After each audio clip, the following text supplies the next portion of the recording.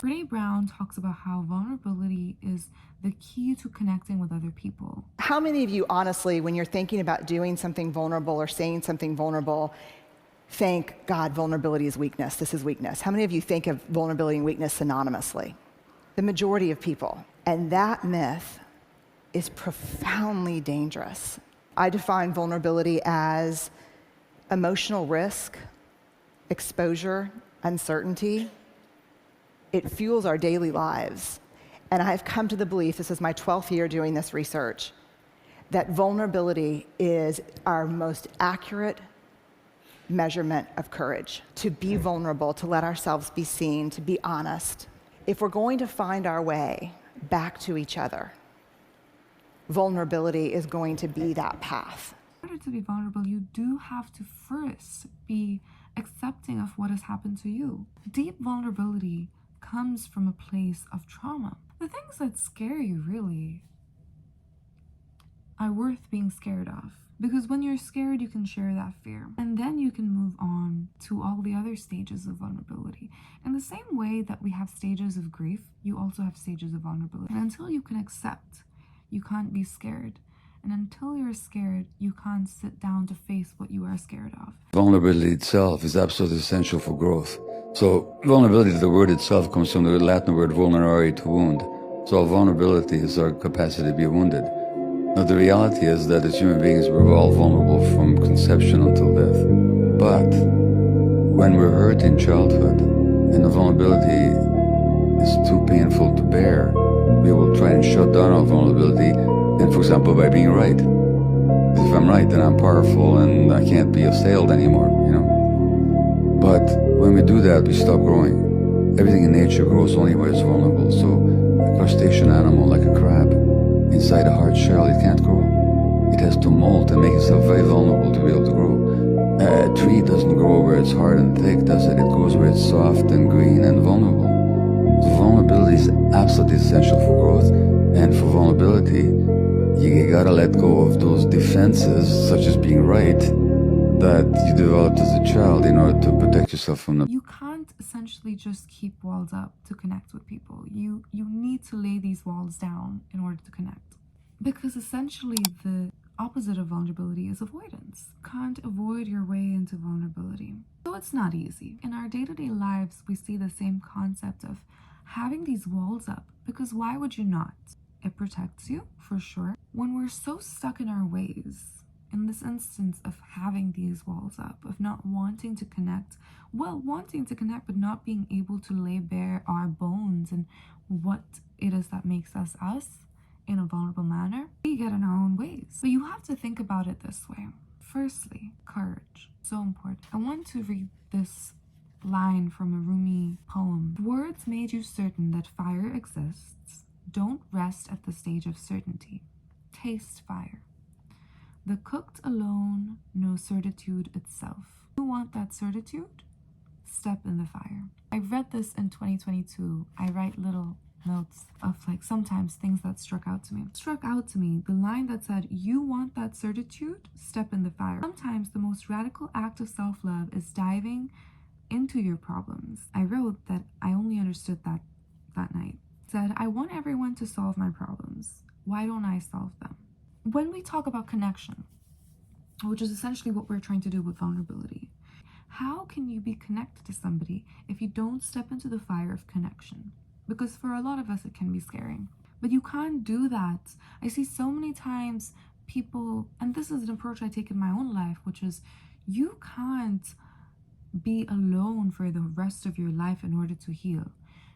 Of course, there's times you need to stick to yourself, but at some point, you can't really resolve that fear unless you step into it. Face that fear, and you have to step into it in order to be certain. But there's this wall a lot of us run into, which is, this is just who I am. I've always been this way. Sometimes we label ourselves with our personality types. We label ourselves with certain things. Women have labels that we put into, such as BPD for a lot of women. Again, the diagnosis that is inherently patriarchal. It's not necessarily proven that every woman who gets diagnosed with BPD has BPD. That's borderline personality disorder. It's something historically used to classify women as crazy. There's a very interesting history there. But I want to put this thought out there. The way you are acting today, mannerisms, your behavior, you're acting based on a memory of who you think you are. Your memory is essentially as good as the last time you remembered it. So your memory is never the event A that happened. Your memory is B, the way you recollect it, the way event A happened. If who you are today is just you acting based on a memory of you, then who are you acting as really? When you place so much importance on, I can't be vulnerable and I can't connect with people because this is just the way I am, even though every night you know you want somebody to connect with, whether that's friends, your family, being closer to your partner, then that's not really who you are. You are putting yourself in your own prison. That means you need to break out of it. You can either think about this as, oh, this makes things really easy and I can change my ways.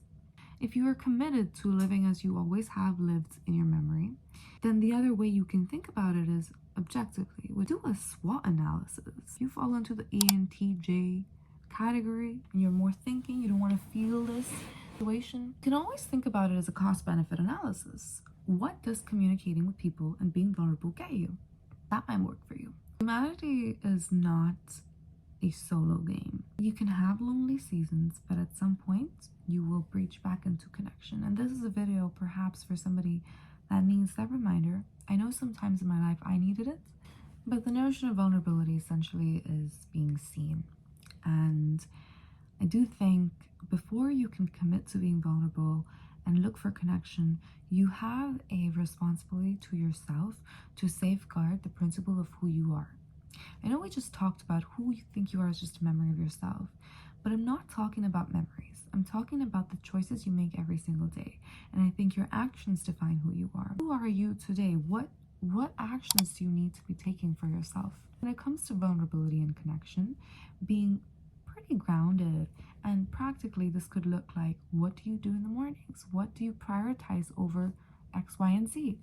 Do you prefer this over that? And making your mind up about these things, being confident enough to say, this is what I like and this is what I don't like, will help you so much with vulnerability. Because at the end of the day, it is scary to be vulnerable. It's a vast ocean of the unknown. I was so used to telling this to people who I felt didn't appreciate my value that I created, when I cut these people off, I created a page of things I like, and I wrote down every time something sparked joy in me, I wrote it down.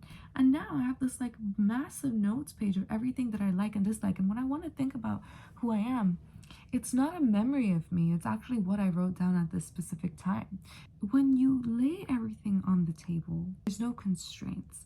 And sometimes constraints can be helpful. Maybe that's why putting our walls up feels so comfortable, because there's a constraint there, you feel safe. So how else can you safeguard yourself? And that is by getting to know yourself. So when you are in isolated periods of time, I think for me, every single time I felt completely alone. And this comes from somebody that moved out all by herself to a foreign country at 18. Other side of the world. That is the biggest thing you can do for yourself. Ask yourself, what do I like? When you know yourself and over time you learn your boundaries, you can be vulnerable and still feel safe because you know that you've got your back. You're not trusting somebody else that much that when you serve up the bones that make you and the darkest, darkest parts of your story, know that if that person decides to shove it away, you have yourself protecting your secrets and everything that you lay bare. You know you love yourself. You know you have that safe with you. So that's very important. I would definitely put that as like a risk warning. These are my thoughts on vulnerability. I hope that you got something out of this video. If you like this video, please subscribe. I love you. See you in the next one.